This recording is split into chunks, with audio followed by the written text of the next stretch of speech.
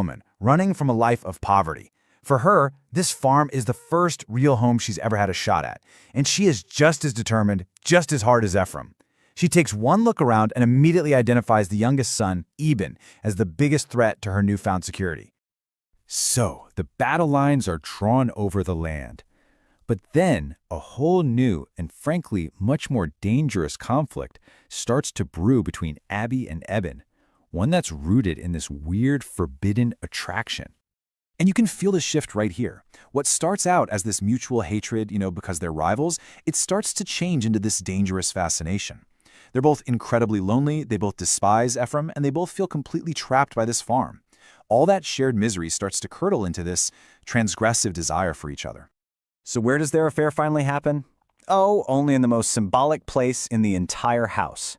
His mother's parlor. This is a room Ephraim has kept locked up like a tomb. For Eben, sleeping with Abby in that room, it's the ultimate power move. He's symbolically conquering his father, he's reclaiming his mother's spirit, and he's taking ownership of both the woman and the land, all in one go. And from this union, they hatch a plan, a really twisted pact. They're going to have a child. For Abby, a son guarantees she inherits the farm. It's security. But for Eben, the motivation is just pure ice-cold revenge. He's going to trick his father into raising and loving a child who is secretly his own, making sure the Cabot legacy and the land passes right through him. Okay, so you need to buckle up, because this twisted plan leads to one of the most shocking and frankly horrifying climaxes in the entire history of American theater.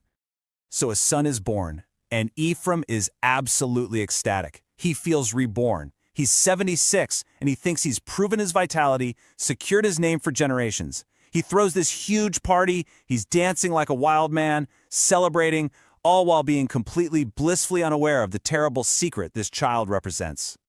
In the middle of all this celebration, Ephraim cruelly taunts Eben, telling him he has no claim to the farm anymore now that there's a new heir. Eben, feeling totally used and betrayed by Abby, just snaps. He turns on her, convinced her whole plan was always just about the land, and in his rage, he screams that he wishes the child had never been born. Abby, desperate to prove her love is real, takes his words literally. She commits an act so unthinkable, she murders their infant son. So, after that horror, where do you even go? What can we possibly take away from a story that is so bleak and so powerful?